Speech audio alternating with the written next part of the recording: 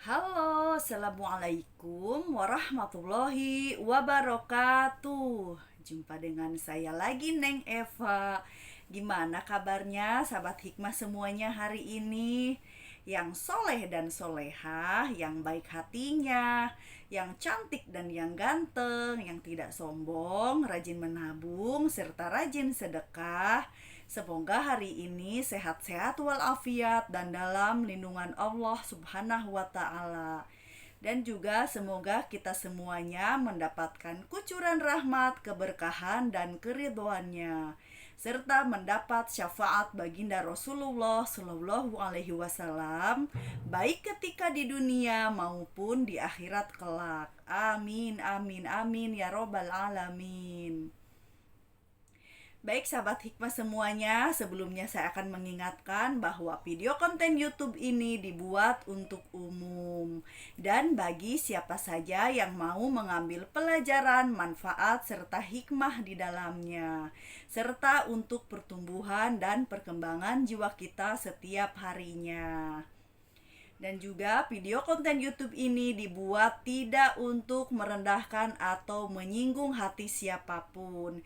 Justru sebaliknya, di sini kita sama-sama belajar berbenah ya. Karena sampai kapanpun kita adalah pelajar di muka bumi ini. So, semangat terus dan terus semangat. Belajar dan terus belajar.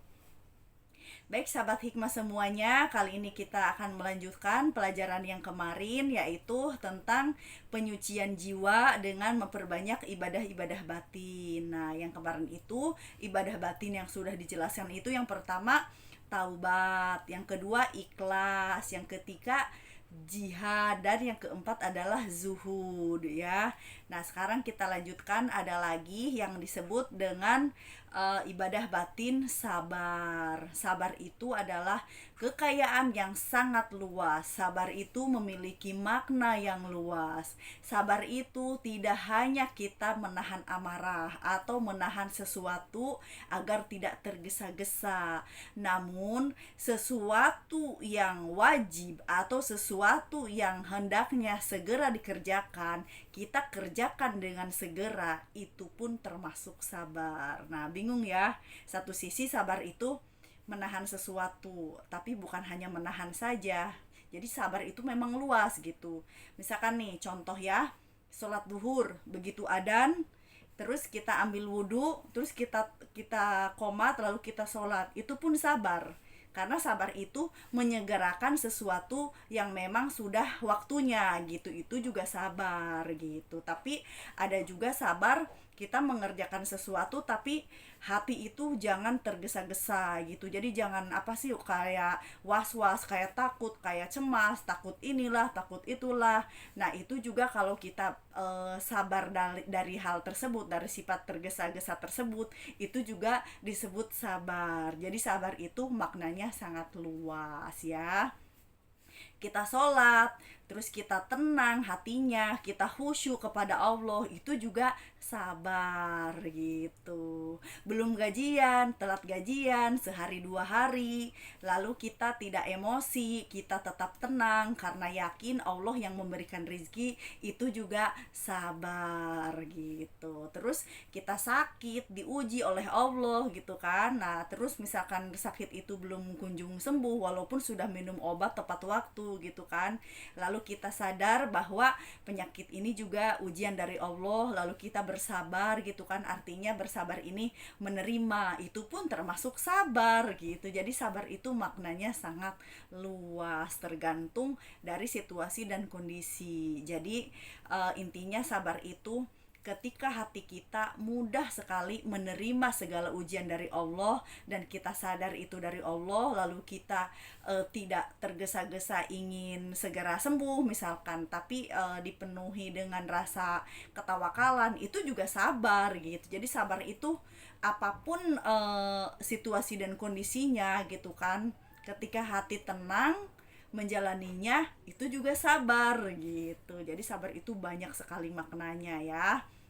Jadi dalam segi apapun pokoknya nanti kita akan tahu. Terus satu lagi, sabar itu adalah orang-orang yang ikhlas. Jadi tidak ada orang yang bersabar kecuali orang-orang yang ikhlas. Nah, kalau kita sudah bisa ikhlas menjalani semuanya gitu kan, itu juga sabar gitu. Terus kapan waktunya sesuatu yang diinginkan?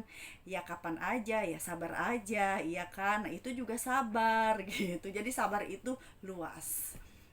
Nah, baik, selanjutnya ibadah batin yang selanjutnya selain taubat, ikhlas, jihad, zuhud, sabar, juga ada qanaah. Qanaah itu adalah menerima atau merasa cukup atau merasa puas dengan yang ada gitu kan. Nah, misalkan kita diberi rizki misalkan 1 juta atau 2 juta misalkan, terus kita merasa ya Allah terima kasih atas rezekimu hari ini, saya merasa cukup, semoga berkah gitu. Karena itu berarti qanaah, kita menerima apa adanya. Nah, terus kalau misalkan ketika kita diberi rizki bentuk materi, misalkan ada yang ngasih handphone lah, atau laptop, atau motor, atau sepeda, atau mobil gitu kan.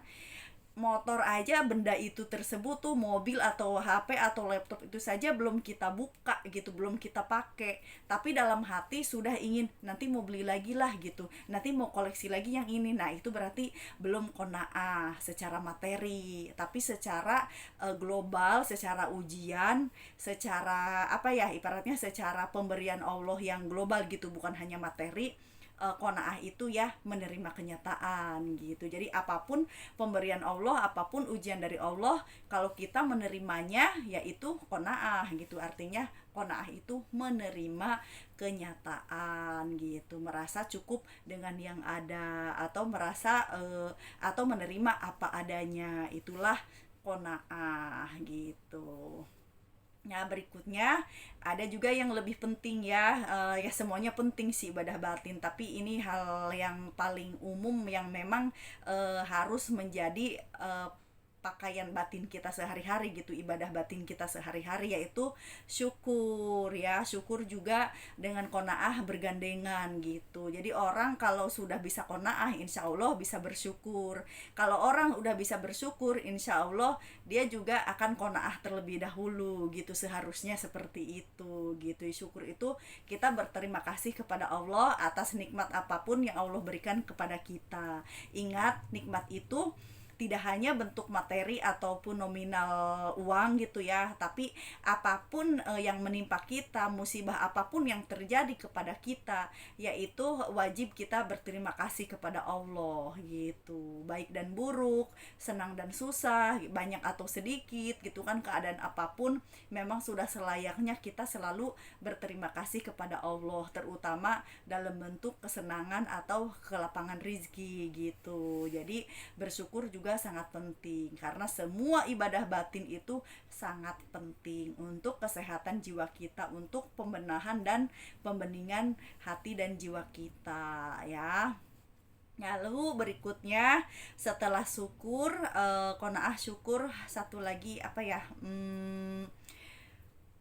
sabar sudah ya, tawakal ya. Tawakal yaitu kita berserah kepada Allah, kita menggantungkan harapan hanya kepada Allah gitu. Jadi ganti kebergantungan kita, kemelekatan kita kepada sesuatu selain Allah itu kita putuskan, kita lepaskan, lalu kita menuju Allah, kita menggantungkan segala harapan hanya kepada Allah, kita memohon pertolongan hanya kepada Allah. Nah, tawakal juga merupakan merupakan ibadah batin yang maknanya sangat luas, tidak hanya tentang permintaan materi ataupun nominal saja, tapi dalam bentuk ujian kebaikan dan keburukan, susah dan senang, semuanya sudah selayaknya kita menggantungkan harapan hanya kepada Allah Subhanahu wa taala. Itulah tawakal. Dan hanya kepada Allah lah orang-orang mukmin bertawakal. Jadi orang-orang yang bertawakal itu adalah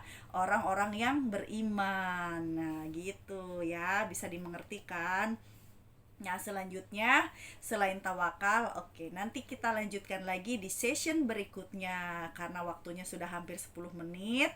Jadi semoga bermanfaat dan semoga bisa difahami. Wallahu a'lam bishawab. Kalau ada kesalahan dan kekurangan, saya mohon maaf. Minal aidin wal faidin, mohon maaf lahir dan batin. Wassalamualaikum warahmatullahi wabarakatuh. Orang baik pandai mengambil hikmah. Sehat lahir batin is the best selalu.